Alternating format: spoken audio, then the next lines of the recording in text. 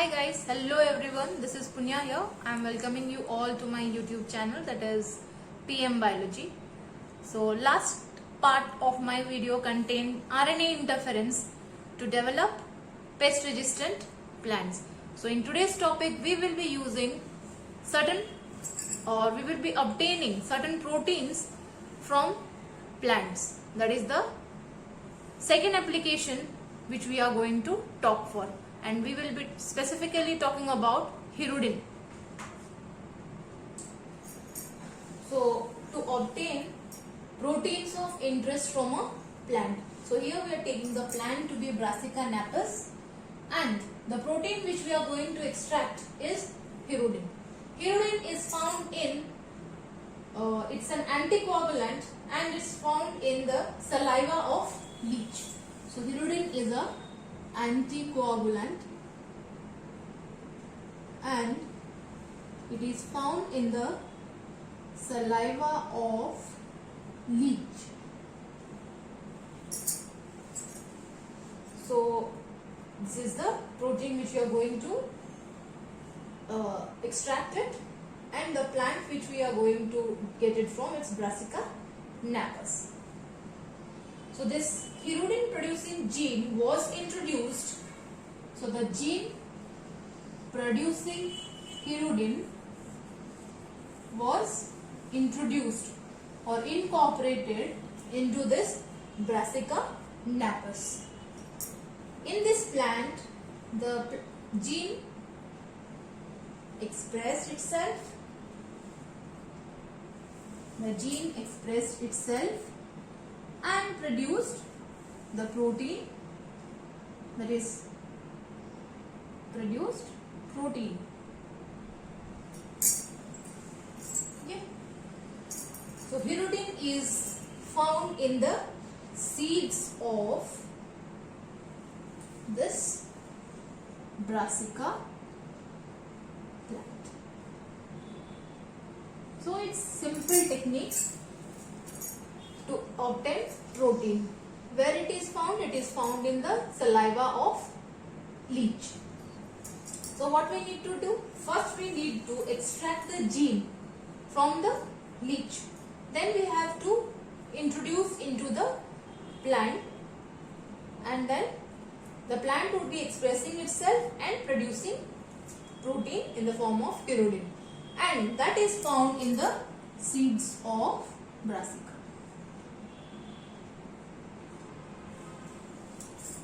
Simple and easy to understand also. So this is the third application, and it is used for post-harvest loss. We all love to have tomatoes, and without tomatoes no food is complete.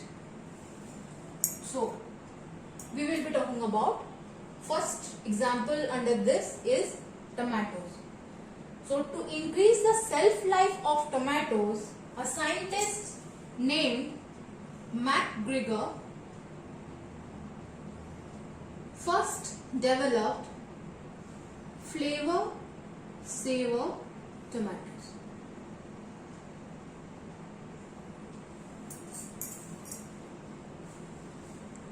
Okay.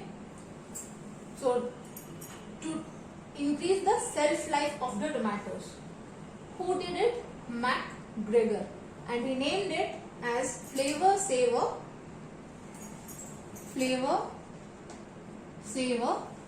tomatoes, or they are also known as Gregor's tomatoes,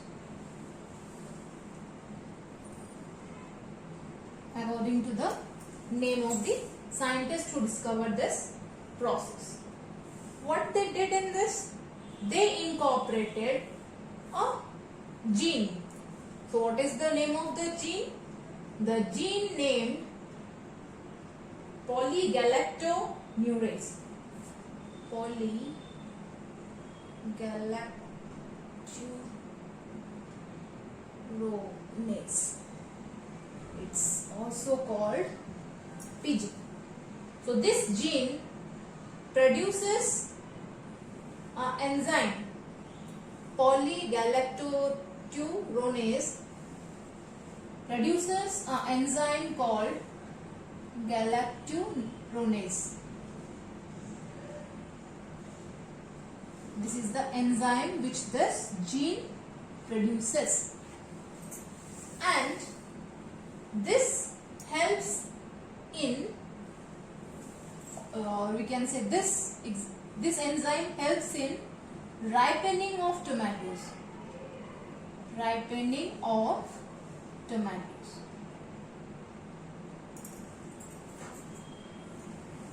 Okay.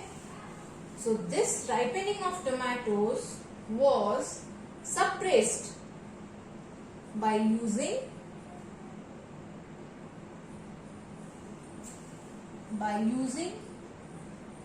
antisense, suppressed by antisense DNA technology. Next is, or we can say next step is the PG gene, that is polygalactonurase gene, was allowed to undergo transcription to give mRNA or to produce mRNA.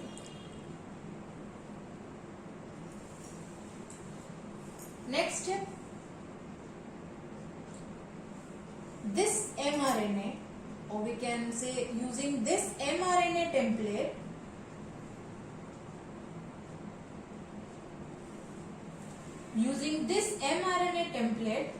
and using an enzyme named reverse transcriptase,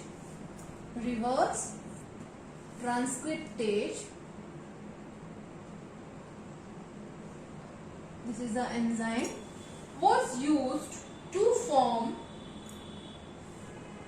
a complementary DNA.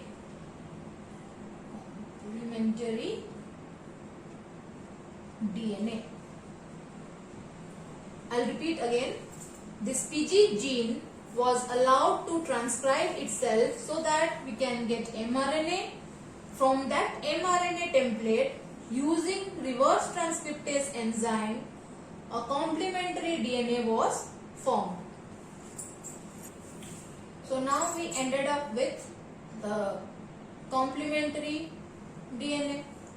This complementary DNA was then introduced to tomato plant.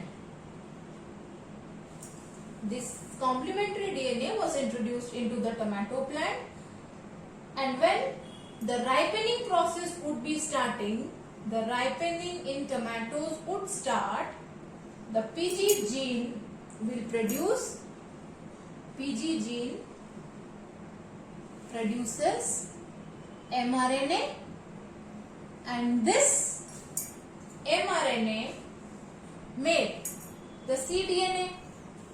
So that complementary DNA will bind with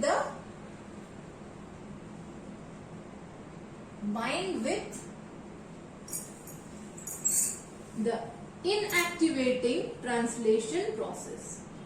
Inactivating translation process.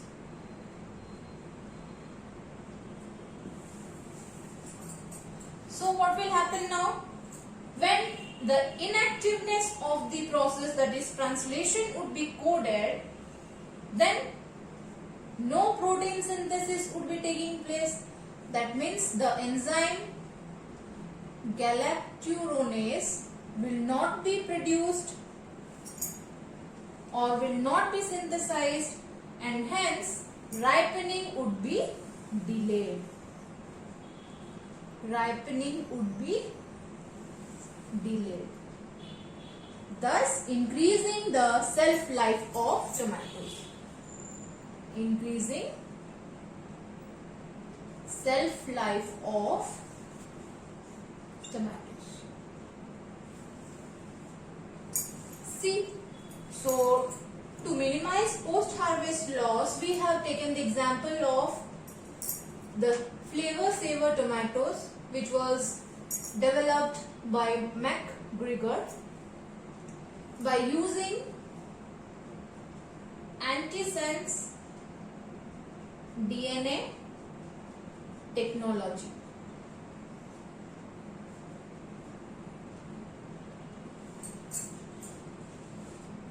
See how interesting it is.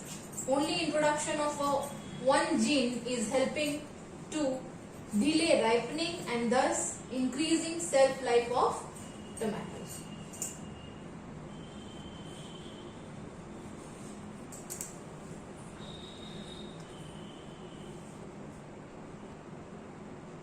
So that's all about today's class, that is about the flavor saver tomatoes. So that was the part 4 of it. Hope you enjoyed it, and let's wait for the next videos of this particular chapter, and have a great day. Till that time, please like my videos, share it and subscribe.